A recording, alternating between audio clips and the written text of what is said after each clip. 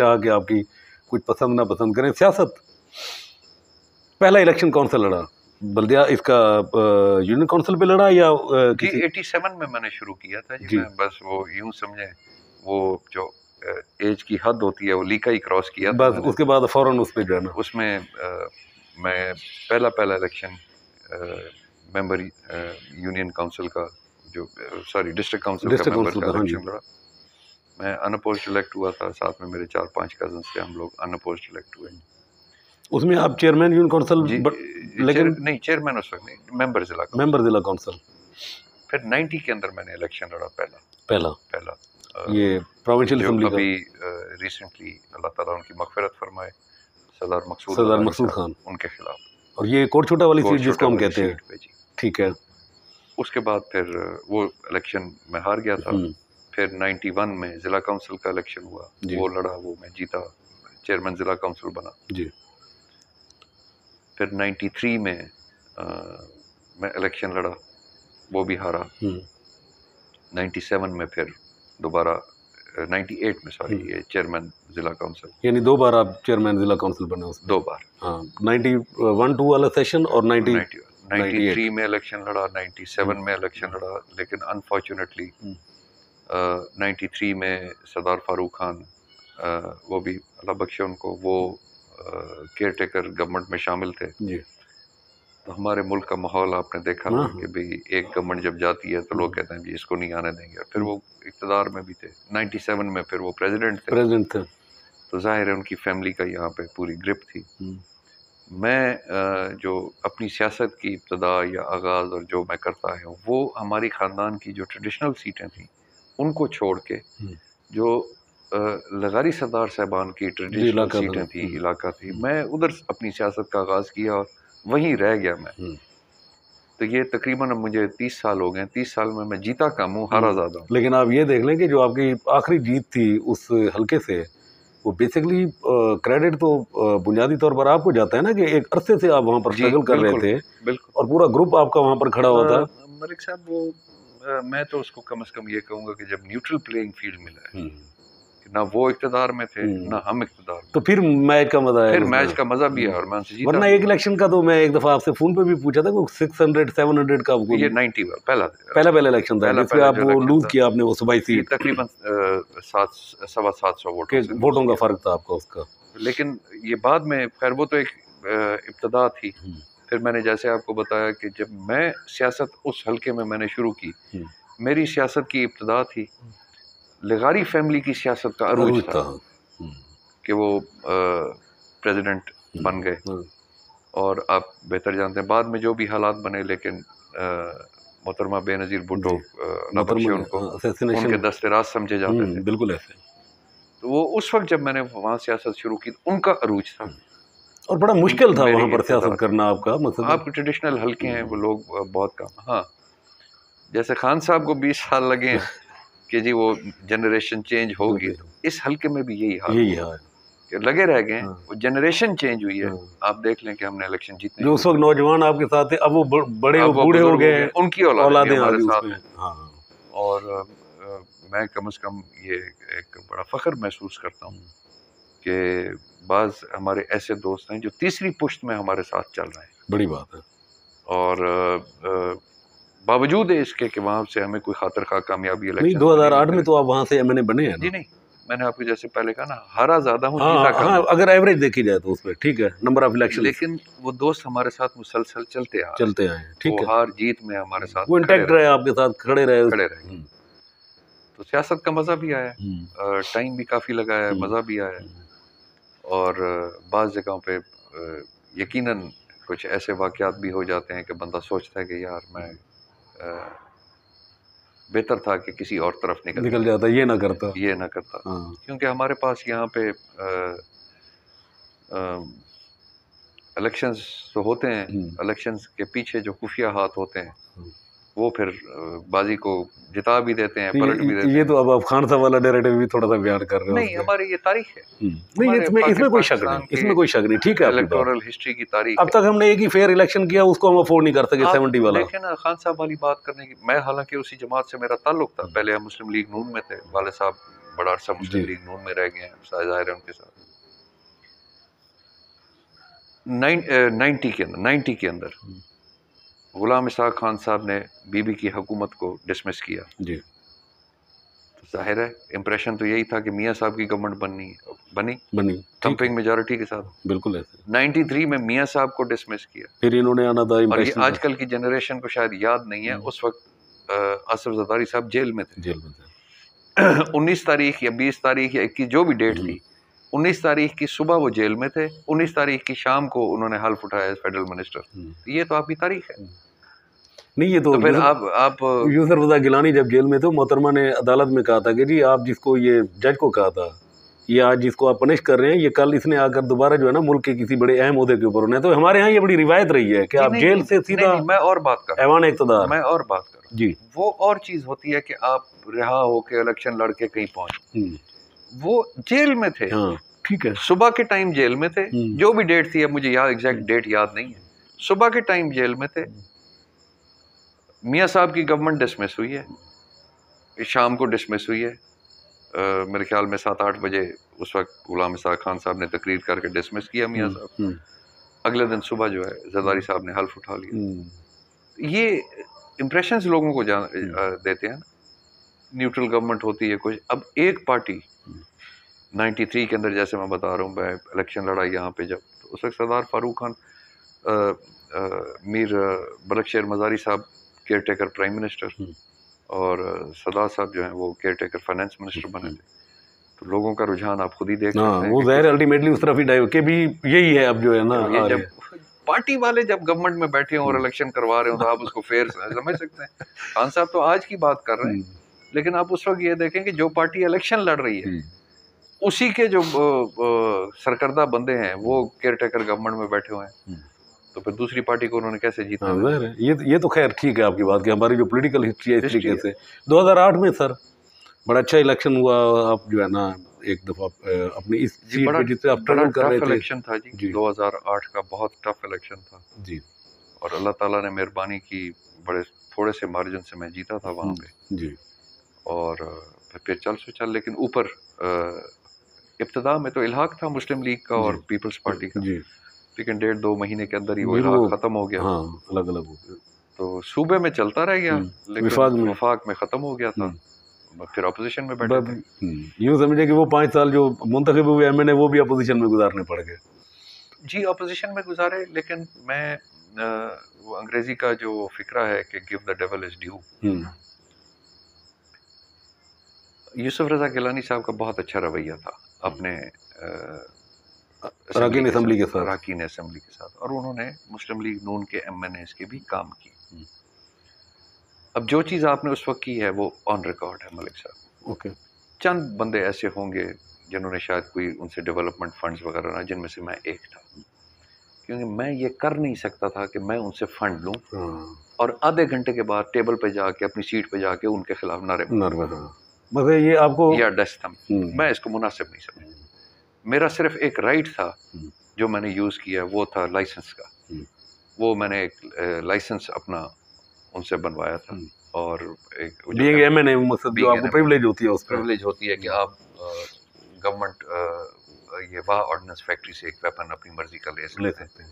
ये वो मैंने उनसे करवाया था, वरना उनसे कभी मैंने ना कोई अपॉइंटमेंट ना कोई दरख्वास्त, कि मैं ये बस मेरे वो गवारा नहीं होता था मेरे से कि यार कि मैं इधर काम भी करूं फिर जाके। हालांकि उनके साथ जाहिर है हम एक ही इलाके के हैं, जनूबी पंजाब, वैसे भी ताल्लुक है, जानते भी थे, ताल्लुक भी है उनके साथ। कहीं ना कहीं रिश्तेदारी भी होती है आपकी? जी नहीं। अच्छा जी, इनकी मखदूम अहमद महमूद से मखदूम अहमद महमूद साहब की जो स्टेप मदर थी जी, वो मेरी वालदा की फर्स्ट कज़न थी। चले ये इनके साथ ताल्लुक था, ये इधर नहीं था आपका? इधर। अच्छा, इधर नहीं है, ठीक है। तो 2013 के बाद फिर आपने पीपल पार्टी को ज्वाइन किया जी, क्योंकि मुस्लिम लीग नून से कुछ नाराज़गियाँ हो गई थी जी। उस वक्त मेरा इरादा था पीटीआई का, लेकिन हमारे जो हरीफ हैं, हमारी सियासत तो यही होती है, ये हरीफ ये 2012 में ज्वाइन कर चुके थे पीटीआई ज्वाइन कर चुके थे, तो वहाँ मेरी जगह नहीं बन रही। फिर जाहिर है पीपल्स पार्टी वालों ने अप्रोच किया, तो आई ज्वाइंड कुछ दोस्तों के साथ मशवरा करके पीपल्स पार्टी ज्वाइन की। मैं जैसे ही पीपल्स पार्टी ज्वाइन की, इन्होंने पीटीआई छोड़ दी। लेकिन अब एक दफ़ा ज्वाइन कर चुके थे। फिर 2013 के इलेक्शन में पीपल्स पार्टी की टिकट पे लड़ा। अब वो फिर वही मैं पुरानी बात पे चला जाता हूँ कि पीपल्स पार्टी बाहर निकल रही थी, नून दाखिल हो रही थी, तो हम वो डूबती किश्ती पे सवार हो गए। टाइमिंग आपकी जो है टाइमिंग सही नहीं रही, मैच नहीं हो रही थी। तो वो इलेक्शन 2013 वाला हारे। फिर 14 में फिर बीच में फिर ऐसा कोई वाकया हुआ जो फिर किसी वक्त आपको शेयर करेंगे। मैं उसी तरफ आ रहा था कि उसमें जिसकी वजह से हम पीपल्स पार्टी से नाला हुए। और मलिक साहब, बाकी तो ये मेरे ख्याल में एक शायद मफरूज़े के तहत इस्तेमाल करते हैं कि जी हम इज़्ज़त के लिए। मैंने सियासत इज़्ज़त के लिए किया, जहाँ मेरी इज़्ज़त नहीं होती मैं छोड़ देता हूँ, जितना भी उसका नुकसान मैं छोड़ के। और यही हमारे साथ इंसिडेंट हुआ जिसमें ख्वाजा शराज साहब थे, सरदार बहादुर खान सीहट, ये ग्रुप था आपका पूरा दोस्तों का जो है ना, मलिक न्याज जखड़ साहब थे। वो वाकया कुछ इस किस्म का हुआ। हमने हायर अप से बात भी की, बताया भी सही कि जी ये चीज़ हुई है, लेकिन उसका मुदावा ना हुआ। और फिर उसके बाद एक दो चीज़ें ऐसी हुई कि हमने कहा कि ये तो मुस्तकिल इस किस्म की सूरत हाल बननी है। फिर हमने पीटीआई ज्वाइन किया। 14 से अब तक मैं पीटीआई में ही आ रहा हूँ।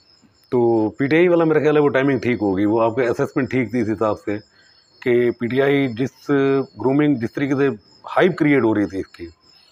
और जी नहीं, मैं कम से कम ये समझता हूँ मलिक साहब, अगर आप देख लें साबका अदवार में आपको असेंबली के अंदर आज़ाद कैंडिडेट बहुत ज़्यादा नज़र आते थे। ठीक है, लेकिन पिछले 8-10 साल से 10-12-15 साल से आज़ाद कैंडिडेट का जो सिलसिला है वो कम होता जा रहा है।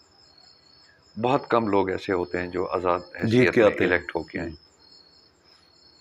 तो सियासत में किसी न किसी पॉलिटिकल पार्टी, और ये एक अच्छी रविश है कि पॉलिटिकल पार्टीज़ ही आपकी सियासत को डोमिनेट करें, बजाय कि इंडिपेंडेंट्स या आज़ाद हैसियत पार्टी का तो ज़ाहिर है फिर उसका एक एक्सपोजर ज़्यादा होता है उसकी लोगों के अंदर। नहीं, आपको वो क्या कहते हैं, बाइंड करके रखती है एक पॉलिटिकल पार्टी। अब किसी ज़माने में वो वक्त गुजर चुका है। बीबी के बारे में ये कहा जाता था 4 सूबों की जंजीर, कोई शक नहीं, पेशावर से कराची तक। वजह ये थी कि पार्टी हर सूबे में मौजूद थी। आज आप देख लें, आज वाहिद एक पार्टी है, बाकी हैं। लेकिन अगर जी, नो डाउट किरदार अदा कर सकती है किसी सूबे में, वो हर सूबे के अंदर पीटीआई का हुआ। पीटीआई देखे ना, उसमें ये था कि यही ट्रेंड होना चाहिए। पीपल पार्टी, पॉलिटिकल पार्टीज एक तो आपके वो लोगों को इकट्ठे रखती है, उनका बॉन्ड मजबूत होता है। देखें, पीपल पार्टी वाले कहते थे कि जी हम जब सुबह बॉर्डर क्रॉस करते हैं तो हम वही होते हैं, लेकिन हमारे मुखालफिन चेंज हो जाते हैं, सिंध, पंजाब, केपी के। यही सूरत हाल आज फिर वो तहरीक इंसाफ किया कि इसमें कोई शक नहीं कि चारों सूबों के अंदर मतलब उनका एक अपनी एक वर्थ है कि वो जब चलते हैं उनके मुखालफिन चेंज होते जाते हैं, लेकिन पीटीआई वही चल रही होती है। बिल्कुल, उस पर इसमें कोई दो राय नहीं। 2018 वाला इलेक्शन 2018 वाले इलेक्शन में मलिक साहब, ये पिछले 8-10 सालों के अंदर हल्के तब्दील होते रह गए, ऐसे ही है। और 2018 में जो हल्के बने थे, मैं जिस हल्के से लड़ा था और अब जिस हल्के से इलेक्ट हुआ वही एक ही हल्का था। ये मेरे लिए नया हल्का था। जो मेरी ट्रेडिशनल सीट थी जिस पे मैं होता, वहाँ मैंने भतीजे को इलेक्शन लड़वाया, वो अल्हम्दुलिल्लाह वो कामयाब भी हो गया। ये मेरे लिए एक नया हल्का था। और फिर अपनी फैमिली के खिलाफ एक ही फैमिली में आमने सामने वाले साहब के कजन से जिनके खिलाफ मैं इलेक्शन लड़ा, और वो पिछले 30 साल से सन 85 से जो पिछले ये सन 85 से लेकर आज तक की जो वो इन हलकों से वही इलेक्ट होते रह गए। उस वक्त फैमिली इकट्ठे थी। 2008 में अनफॉर्चुनेटली इख्तलाफात हो गए और अलहदा हो गए 2007 में। उसके बाद हम भी उस हल्के में नहीं गए, इलेक्शन नहीं लड़ा, वही लड़ रहे थे, हार रहे थे, जीत रहे थे, वो लड़ रहे थे। तो एक टफ इलेक्शन था पिछला जो था। वाले साहब का फ़र्क तकरीबन मेरे ख्याल में 118-19 वोटों, इतने वोटों, मेरा ज़्यादा फ़र्क था। अब इस इलेक्शन में वो कमी पेशी नहीं, इस दफ़ा तो कमी पेशी तो क्या, इस दफ़ा तो कुछ और ही हो ये इतनी बड़ा जो है ना, अब इस इलेक्शन कैंपेन में हम भी देख रहे थे, और ये आप एक्सपेक्ट कर रहे थे मलिक साहब एक्सपेक्ट इस लेवल पे? जी नहीं, इस लेवल पे तो शायद मिडवे इलेक्शन में अंदाजा हो गया था कि हम आगे निकल रहे हैं। आप आगे from the very first day आप चले आ रहे थे? नहीं, उसको छोड़ दें, not from the very first day. पहले दिन जो एक इम्प्रेशन था कि जी, क्योंकि मैं आपको जैसे बताया कि वो बड़े स्ट्रांग थे और इस हल्के की सियासत, और मेरे जो वाले साहब के कजन्स हैं, समझे मेरे चचा ही हो गए, उन्होंने पार्टी पॉलिटिक्स को कभी यहाँ पे इस इलाके में परवान नहीं चढ़ने दिया। शख्सी मकसद उन्होंने सियासत की है। अच्छा, इस हवाले से मैं कह रहा हूँ कि मुख्तलिफ अदवार में मुख्तलिफ पॉलिटिकल पार्टीज जब अपनी तंजीम साजी करते हैं, इस हल्के की आप मुझे पिछले 30 साल की कोई तंजीम दिखा दें, जौन सी पार्टी भी है, ना नून की होगी, ना पीपल्स पार्टी की होगी, ना पीटीआई की कोई तंजीम, ठीक है, उन्होंने तंजीमें बनने ही नहीं दी इस हल्के के अंदर। वो पार्टी पॉलिटिक्स ने यहाँ पे फरोग नहीं पाया।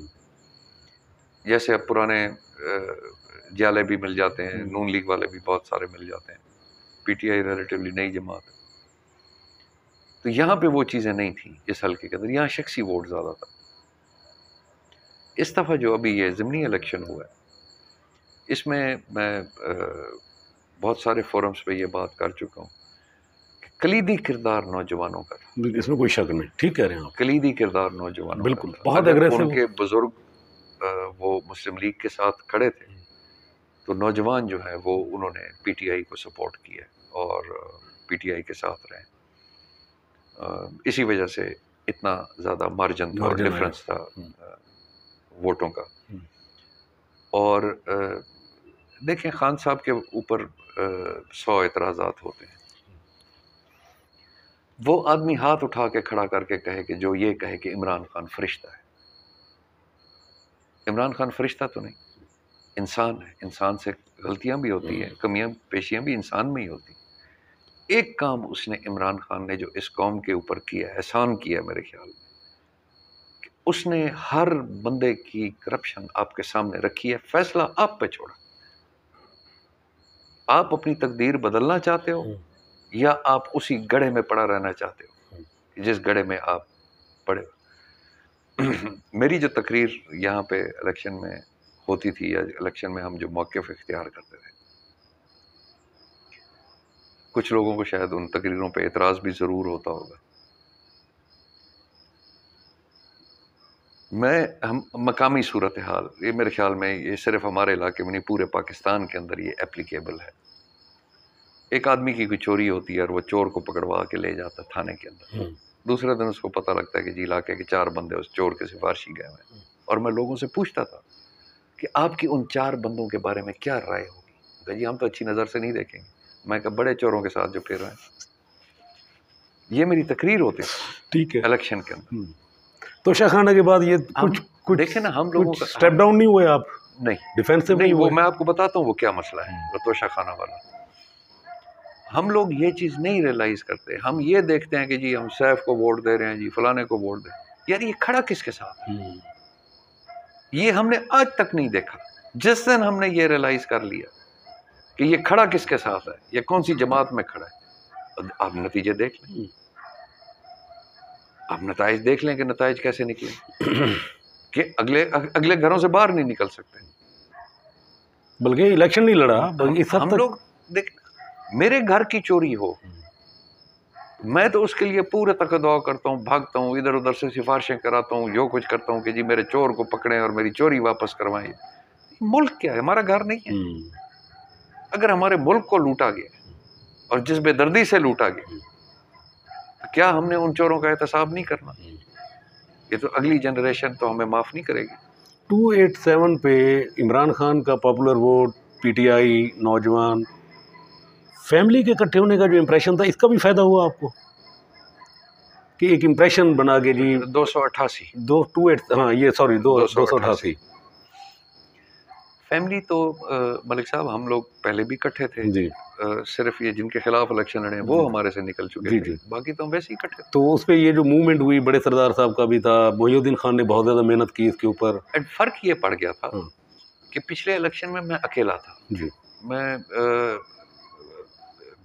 बलिहाज उम्र जाहिर है वालिद साहब से इतनी तवक्को तो नहीं हो सकती थी कि वो MNA के हल्के में कैंपेन करें, बहुत बड़ा हल्का है। मुहिउद्दीन अपने इलेक्शन में उधर भी इंगेज थे, आप इधर भी, उसकी भी हेल्प, क्योंकि उसके लिए नया हल्का था और नया वो था, उसका इलाका लोगों से तारुफ नहीं था। ये मैं आपको बताया मेरे लिए नया हल्का था, तो MNA के कैंपेन करना, फिर उधर जाना मुहिउद्दीन खान के इधर भी आप MP नहीं MNA के तौर पर भी लड़ रहे थे, क्या पूरा हल्का संभाल रहे थे। इस दफा फर्क ये पड़ा कि हमारे भाई हैं, दोस्त हैं जो हमारे साथ पिछली दफा 18 में हमारे साथ आए थे, सरदार जावेद खान लुंड, बहुत मेहनत की उन्होंने, मेरे से ज्यादा मेहनत की। मुहिउद्दीन खान ने इसकी ड्यूटी, क्योंकि नौजवान है, इसकी ड्यूटी मैंने नौजवानों के साथ लगाई। मैं कहा आप हर यूनियन काउंसिल के अंदर नौजवानों के साथ ज्यादा इंटरेक्शन करो, उससे हमें फायदा ये हुआ मलिक साहब आप यकीन करें कि बगैर किसी कॉल के, बगैर किसी के कहे, डेली ये नौजवान अपनी रैलियां निकाली फिर रहे होते थे और फिर इन्होंने मोमेंटम बनाया पूरा उसका, इलेक्शन का मोमेंटम बनाया। और उस मोमेंटम से मिडवे हमें इलेक्शन में एहसास हो गया था कि ये अच्छा, फिर कुछ इस किस्म के इंसिडेंट्स हुए भी सही, जो पता नहीं मैं अपने टीवी पे तो मैं पता नहीं मैं आपके इंटरव्यू में कह सकता हूँ या नहीं, ये कहा है कि मैं मजाक नहीं कर रहा। मैंने खान साहब को भी बताया, जब इलेक्शन जीत के हम लोग गए तो खान साहब से मुलाकात हुई। हमारे कच्चे का इलाका, बेट का इलाका है, शहर वाले लोग हैं शायद इन चीज़ों से वाकिफ ना हो।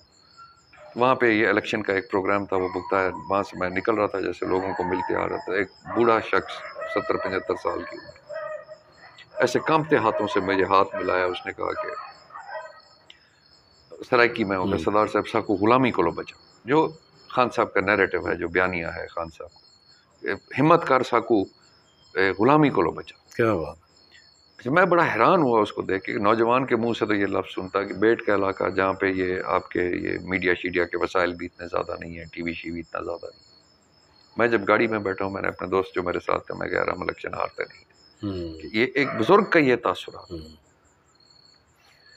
ये एक दूसरा एक लतीफ़ा है, ये लतीफ़ा तो नहीं है, ये मकसद है फनी हो गया थोड़ा सा, मज़ाहिया इंसिडेंट है। सरदार जावेद खान और मैं एक जगह से इलेक्शन वो प्रोग्राम में लोगों को मिल के हम आ रहे थे, तो कुछ बच्चे ऐसे भागते आ रहे थे। एक बच्चे को उन्होंने, जैसे हमारा वो होता है ना झूला बनाया, टंगा टोली हम जिसे कहते हैं, झूला बनाया, और उसको ऐसा ऐसा ऐसे थप्पड़ मारते आ रहे थे। तो जो लीड लड़का था जो आगे आगे आ रहा था, वो मेरी जीप को इशारा देता है कि रोको रोको।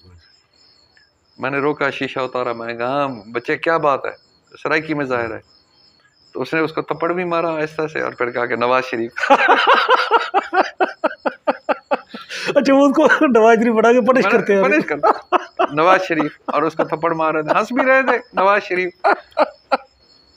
ये इंसिडेंट से, अब वो बच्चे थे 8-7-8-9 साल के बच्चे थे, लेकिन उससे हमें ये हौसला अफजाई होता था, ये मज़ाहिया इंसिडेंट तो है, लेकिन ये पता लग रहा था कि उनके घर में क्या हो रहा है, ये ट्रेंड क्या चल रहा है इस वक्त। हाँ, जो इस तरीके से ये कर रहे हैं। आने वाले इलेक्शन कैसे देखते हैं? मेरे ख्याल में तो शायद ही कोई सीट हो जो नून लीग जीते। आपको ये अभी ज़िमनी इलेक्शन से पता नहीं लग गया? नहीं, ज़िमनी इलेक्शन तो तहरीक इंसाफ भी अपने दौरे हुकूमत में हारी है, ये कोई बड़ी बात नहीं है। नहीं, वो उस वक्त देखें, मैं आपसे पहले बात की, खान साहब से ज़रूर गलतियाँ हुई हैं, कुछ फैसले उनके ठीक। मुल्तान की नशिस्त NA 157, मैं आ रहा हूँ उसके, खान साहब से ज़रूर गलतियाँ हुई होंगी। अच्छा, लोग फिर ये है कि गवर्नमेंट से नाला भी होते हैं कि जी फलाना काम नहीं हुआ, फलाना ये, महंगाई भी हो रही थी उस वक्त, चढ़ रही थी, और हालात, जिन हालात में खान साहब को हुकूमत मिली है, उन हालात में उन्होंने उसको बेहतर तरीके से चलाने की कोशिश की है, और आहिस्ता आहिस्ता हम बेहतरी की तरफ जा रहे थे। लेकिन जब वो ज़िमनी इलेक्शन होने शुरू हुए, उन दिनों में वो हालात ठीक नहीं थे, वो महंगाई भी थी और बाकी मामलात भी सारे चल रहे थे। और पंजाब के अंदर टू बी वेरी ऑनेस्ट, मैं गलत बात, गवर्नेंस के इश्यूज भी थे पंजाब के अंदर। अब वो सूरत हाल इस सारी सूरत हाल को मैंने जो आपको कहा ना कि वो खान साहब का जो एक नैरेटिव था, कि उन्होंने फैसला आपके ऊपर छोड़ा, यार मुझे हटा के इन्हीं को देनी थी हुकूमत, इन्हीं लोगों को देनी थी जिन्होंने पहले पाकिस्तान का बेड़ा गर्क किया। आपके पास आज से 20 साल पहले, 25 साल पहले 20, 21, 25% लिटरेसी रेट था। आज आप तकरीबन 50 क्रॉस कर, ऑलमोस्ट 60 के करीब है आपका लिटरेसी रेट। ये वो तबका है जो समझता है चीज़ों को, और आने वाले वक्त में वो बेहतर चॉइसेस करेंगे। यहाँ पे आप ये आप जिस हवाले से आप बात कर रहे हैं, मियाँ साहब एग्जाइल से वापस आए जी 2008 में। 8 में मैं उस वक्त MNA था। मरीन में इन्होंने इजलास बुलाया, PC मरी के अंदर। हमारे जैसे यहाँ पे वो होते हैं जाले, नवाज शरीफ कदम बढ़ाओ हम तुम्हारे साथ हैं, नवाज शरीफ कदम बढ़ाओ हम तुम्हारे साथ हैं। मियाँ साहब 1 मिनट के लिए खामोश रहे, जो नारे शारे चुप हो गए, तो उन्होंने कहा मैंने तो कदम बढ़ाया था, जब पीछे मुड़ के देखा तो कोई नहीं था। ठीक है उनकी बात, ठीक है, मैं विटनेस हूँ इस चीज़, तो मैंने अपनी कानों से सुना, ये नहीं कि सुनी सुनाई बात। उसके बरक्स आप ये हालत देख लें कि टीवी पे एक झूठी तो नहीं कहना चाहिए, एक उजलत में खबर चली है कि खान साहब के वारंट गिरफ्तारी इशू हो गए, सैकड़ों बंदे बनी गला पहुंच गए। ये माहौल आपको पहले नजर आए किसी भी सियासी लीडर के हवाले से? एग्रीड। मैं आपकी देखें, मेरा कहने का मकसद, मैं आपकी इस बात से इत्तेफाक करता हूं कि जो पॉपुलैरिटी का लेवल इस वक्त इमरान खान का है, पाकिस्तान की किसी भी दीगर पॉलिटिकल लीडरशिप के अंदर वो नहीं है। ये तो तय होगी बात। सवाल ये है मेरा कि जो बाई इलेक्शन वाला आप एग्जाम्पल कोट कर रहे थे, अगर इमरान खान के अपने 3.5 साल का दौर देखें तो वो अपने सारे बाई इलेक्शन लूज किए सिवाय एक के, जिसपे भी क्वेश्चन मार्क है, डस्का का धुन चीज़ें, और वो चीज़ें इलेक्शन कमीशन में जाकर कहीं ना कहीं ये हुआ कि जी यहाँ पर कोई इंटरफेरेंस हुई है। अच्छा, खान साहब अपने दौर में हारे, PDM अपने दौर में हारी है। मैं सवाल ये कर रहा हूँ कि जहाँ पे इमरान खान खुद खड़ा है, वहाँ पार्टी का वर्कर, पार्टी का वोटर इंटैक्ट खड़ा हुआ है अपनी लीडरशिप के साथ, वहाँ कोई कन्फ्यूजन नहीं है, वहाँ पर वो एग्रेसिव भी है, वो वोट के लिए निकल भी रहा है। जहाँ पे आपने इमरान खान ने अपना कैंडिडेट पुट किया अगेंस्ट PDM, आप नतीजा देख लें, मुल्तान में 25,000 की लीड पड़ी है। आप कैसे तवक्को करते हैं कि अगर PDM एक इलेक्शन अलाइंस बन जाता है और वो आपको पंजाब के अंदर इसी तरीके से आप अपने कैंडिडेट पुट करते हैं, तो आप क्या तवक्को करते हैं कि PTI फिर भी स्वीप कर जाएगी, निकल जाएगी यहाँ? जी निकल जाएगी। वो कैसे? मैं आपको वजह बताता हूँ। कराची में सीट जीते इमरान खान ने, इलेक्शन तो नहीं लड़ा। ये ज़िमनी नहीं, इससे पहले जी KPK में MNA का इलेक्शन हुआ, ज़िमनी इलेक्शन, वो जीता। उस वक्त ऐलान हो चुका था, रेजिग्नेशंस हो चुकी थी, खान साहब की गवर्नमेंट जा चुकी थी। उसके बावजूद उन कैंडिडेट्स को कराची में जीते, KP में जीते। मैं इस पे छोटी सी एडिशन करता जाऊँ। आपकी दोनों बातें ठीक हैं। जो PDM ने पहली दफ़ा एक्सपेरिमेंट किया ना अपने कैंडिडेट देने का, वो मुल्तान में किया उन्होंने। नहीं, मैं आपको ये बाकी सीटों पे भी तो PDM के कैंडिडेट्स थे। अब वही ना, ये पहला एक्सपीरियंस था जो अब इन्होंने इसको इलेक्शन अलायंस की तरफ आए हैं ये लोग। मैं आपको बता, अब उसमें जो सूरत हाल बनी हुई थी वहाँ पे, ये जो अभी ये ज़िमनी इलेक्शन जो आया है, इसके अंदर जो सूरत हाल बनी हुई थी, इस सूरत हाल के अंदर आप ये कमाल उनका देख लें कि लोगों को पता है कि इसने हल्फ नहीं उठाया। ये बड़ी बात है, ठीक है, एग्रीड। ये मानने वाली बात है कि पता है कि नहीं जाना, फिर भी वोट कर रहे हैं। मुल्तान के इलेक्शन में यूसुफ रजा गिलानी साहब की सारी कैंपेन ही यही थी कि जी इन्होंने तो जाना ही नहीं है असेंबली में, इन्होंने तो जाना ही नहीं। नंबर 2, जैसे आप पहले पूछ रहे थे मेरे से, मैं इनका नाम मेंशन करना शायद भूल गया उस वक्त, शाह महमूद कुरैशी साहब हमारे सीनियर थे, हमारे प्रीफेक्ट थे। अच्छा, ठीक है, 5-6 साल सीनियर थे। ओके। आई थिंक मैं ज़ाती तौर पे ये समझता हूँ कैंडिडेट गलत थे, चॉइस गलत थी, चॉइस ऑफ कैंडिडेट गलत थी। किसको होना चाहिए था? बेहतर था कि इमरान खान खुद ही लड़ लेते? नहीं, उस वक्त जब तक ये फैसला हुआ है सीटों का, क्योंकि ये पहले हो चुका था, तो जब तक ये फैसला हुआ है पार्टी ने कि हर सीट पे खान साहब खुद लड़ेंगे, उस वक्त तक इसकी नॉमिनेशन का टाइम गुजर चुका था। तो यहाँ पे सूरत हाल कुछ इस किस्म की थी कि अगर यहाँ पे कैंडिडेट कोई और होता, क्योंकि वो नॉन पॉलिटिकल कैंडिडेट, आजकल देखें ना, this is level of maturity की मैं बात कर रहा हूँ आपको, जो पहले मैंने आपसे की है कि लेवल ऑफ मैच्योरिटी को आप देख लें कि एक घरेलू खातून है, उसको ला के आपने इलेक्शन लड़ा दिया, जो कि अपने खामन के साथ कराची में, हाँ हाउस वाइफ है, मकसद उनका सियासत से लेना देना नहीं है, ठीक है, मेहरबान कुरैशी की वो बात, उनके खिलाफ किया, वो बात पॉजिटिव नहीं गई, पॉजिटिव नहीं गई। तो वहाँ पे अगर शायद अगर शाह महमूद कुरैशी साहब, मखदूम साहब खुद लड़ लेते, हाँ, तो वो ज्यादा अच्छा रिजल्ट, या ज़ैन कुरैशी को लड़ा देते, तो या किसी और को वहाँ से लड़ाते, तो शायद बेहतर रिजल्ट निकलता। प्लस ये 25 इस्तीफे और पीडीएम मंजूर करने जा रहे हैं। मैं अब आप जो आगे इलेक्शन की, आप एक चीज़ ही देख लें, जो आप इमरान खान की नेक्स्ट जनरल इलेक्शन के अंदर जो एक वो उसको क्या कहेंगे, एक बोल्ड नारा एक है, जो मेन स्लोगन होगा आपका कैंपेन का, इमरान ने प्राइम मिनिस्टर बनना, इमरान खान ने प्राइम मिनिस्टर बनना, यही नारे थे ना कि खान को दोबारा लाएंगे।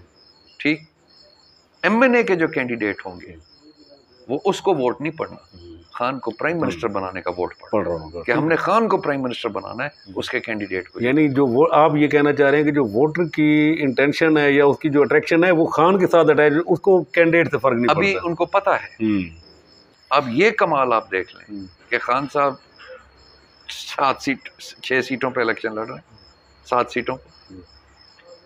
सीटों के ऊपर इलेक्शन लड़ने के बावजूद ये भी उनको पता है कि खान साहब ने हल्फ नहीं उठाना, ये भी उनको पता है कि इन्होंने असेंबली में नहीं जाना। ठीक है, इसमें उसके बावजूद मानने वाली बात, ठीक, आप उनका जोश और जज्बा नवंबर के बाद खान साहब, जब खान साहब ने जाके असेंबली में बैठना है, हल्फ उठाना, और इंशाल्लाह जब दोबारा प्राइम मिनिस्टर की कुर्सी पे बैठना है, तो लोगों के क्या जज्बात। चलिए मैं एक दरपर्दा सी बात पूछ लेता हूँ कि नवंबर के बाद जब नवंबर गुजर जाएगा तो खान साहब 2018 की तरह फैज़याब होंगे?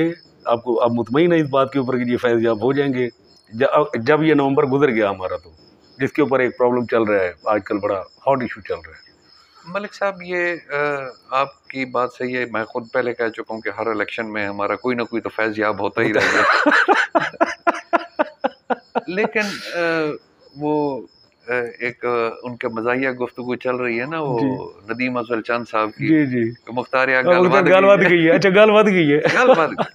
देखिए आप एक चीज़, आप देखिए, आपको मैं एक जो पहले बात की है, आपको कभी ये माहौल नजर आया कि लीडर मौजूद नहीं है, हजारों की तादाद में लोग बाहर निकले हुए हैं? मानने वाली बात है, इस पे इनका जो चार्ज है वर्कर वो कमिटेड है, वो निकल रहा है, ठीक है ये बात। अच्छा, खान की मोहब्बत सपोर्ट है या नहीं, इधर की नफरत है, किसी की मोहब्बत नहीं, किसी का जो है ना बुग़्ज़ माविया है, ये सूरत हाल बनी। अब जो आप जिस तरफ आप इशारा कर रहे हैं, वो मेरे ख्याल में वो खान साहब उस चीज से आगे निकल चुके हैं। अच्छा, इनको मैटर नहीं करती ये बात, कौन आ रहा है कौन जा रहा है?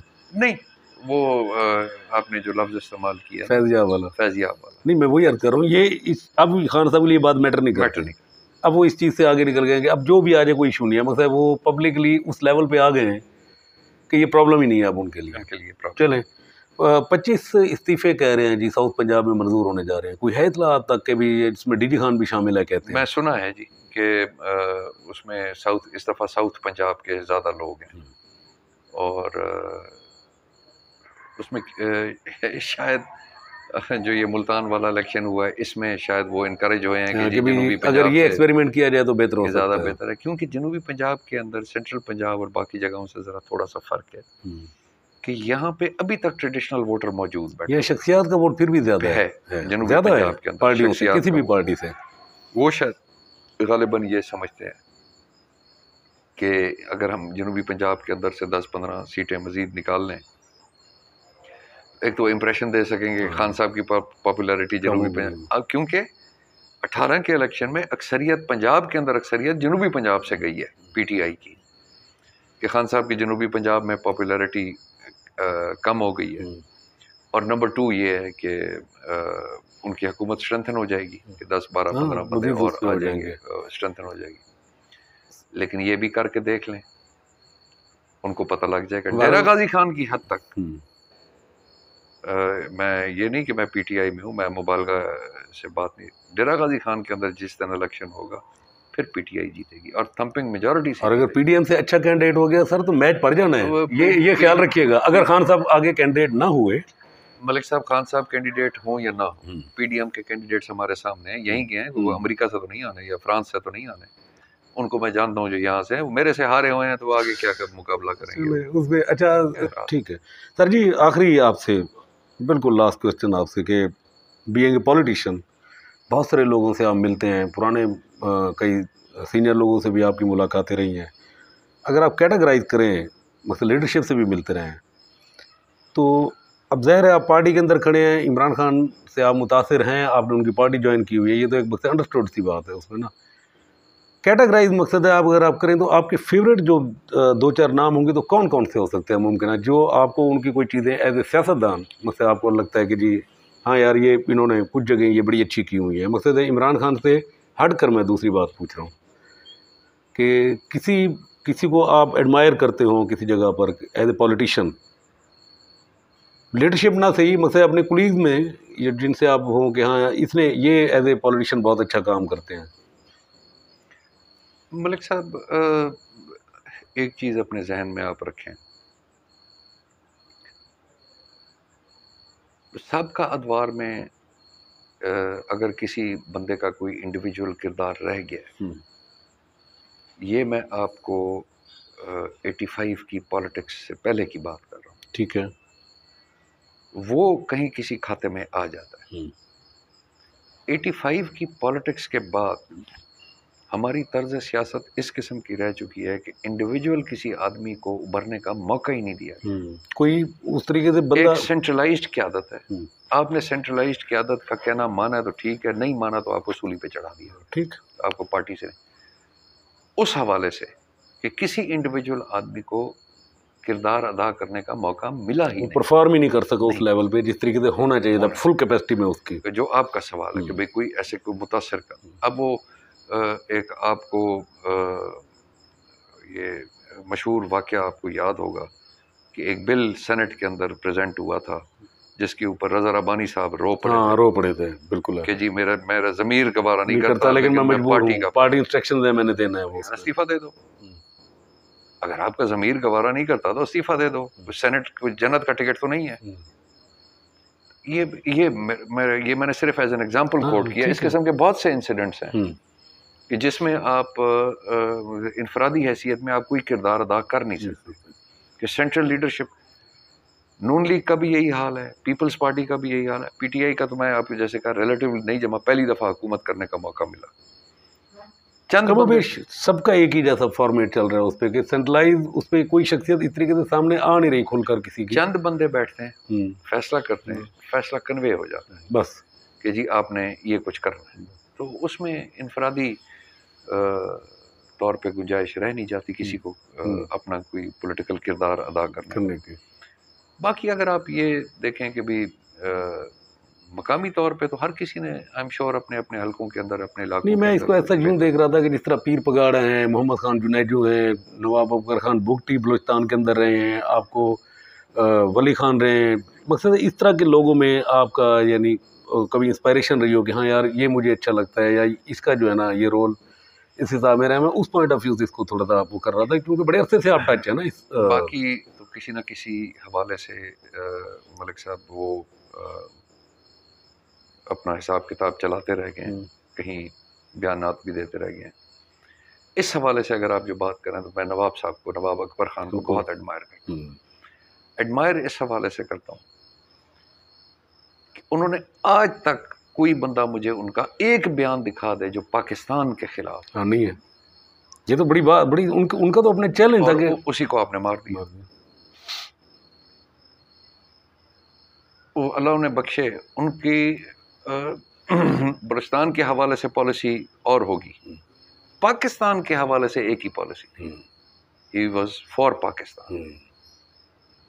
और खान कलात साहब हमारी, क्योंकि आपके इल्म में तो है लेकिन आपके शायद व्यूअर्स के इल्म में नहीं होगा, अजीज़दारी भी है कलात फैमिली के साथ। खान साहब, ये नवाब साहब उन चंद अफराद में से एक नवाब साहब थे जिन्होंने खान साहब को पाकिस्तान के साथ इल्हाक करने पे मजबूर किया था कि आप इधर इल्हाक करें। He was for Pakistan. इसमें उनको अपने हम पल्ला बलोचों ने बुरा भला भी कहा कि जी हमें दगा दी है और हमें छोड़ गए हैं। जो बाकी सरदार साहबान थे जो ये मुल्क छोड़ के चले गए और फिर इस मुल्क के ख़िलाफ़ कार्रवाइयाँ भी करते रह गए, आज तक कर रहे हैं, जो जिनके उनके बाकियात जो हैं आज तक कर रही हैं। तो ये मलिक साहब हमारे लिए लम्हा फ़िक्रिया है ना कि एक शख्स जो इतनी इस लेवल तक जाके वो प्रो पाकिस्तानी था, यूँ समझो नेशनलिस्ट ही कह लो पाकिस्तान के हवाले से, आज उसकी औलाद क्यों बागी हुई है। ठीक कह रहे हो। तो हमारे लिए लम्हा फ़िक्रिया है। बिल्कुल। इस हवाले से मैं उनको अप्रिशिएट करता हूँ। बाकी मैं आपको बताया कि हमारे पाकिस्तान की पॉलिटिक्स को पहले कोई किसी बंदे का इनफरादी किरदार हो या ना हो वो अलग बात है। 85 के बाद तो किसी का इनफरादी किरदार नज़र ही नहीं है उसमें, मतलब वो कलेक्टिवली वो उस पर हो रहा है। चले सर जी, बहुत शुक्रिया, आज हमने आपका बहुत वक्त लिया। और सबसे अच्छी बात ये थी कि जो आपकी पर्सनल लाइफ के हवाले से कुछ चीज़ें थी जो हम चाह रहे थे कि आपसे पूछें, वो हमने पूछी, और अब मेरा ख्याल है आपको वो दोबारा मेमोरी कम बैक हुई, रिकॉल हुई। कुछ चीज़ें बड़ी अच्छी लगी होंगी, तो हमारे यकीनन देखने और सुनने वालों को भी ये चीज़ें बड़ी अच्छी लगेंगी। हमें भी बहुत अच्छा लगा जी। ये थे हमारे साथ मेंबर पंजाब असम्बली सरदार सैफुद्दीन खान खोसा। हमने उनके साथ उनकी जो एजुकेशन पीरियड था वो डिस्कस किया, उनकी पसंद नापसंद पूछी, उसके बाद हमने उनकी जो सियासत का जो टाइम गुजरा, जो पॉलिटिकल कैरियर था, उसके ऊपर भी हमने उनसे डिस्कस किया। तो उम्मीद है आपको हमारा ये प्रोग्राम पसंद आया होगा। हमारे इस प्रोग्राम को, हमारे इस चैनल को आप सब्सक्राइब कीजिए, लाइक कीजिए। इंशाल्लाह नेक्स्ट प्रोग्राम में एक और सियासी शख्सियत के साथ आपकी खिदमत में हाजिर होंगे। तब तक के लिए इजाज़त, अल्लाह हाफ़िज़।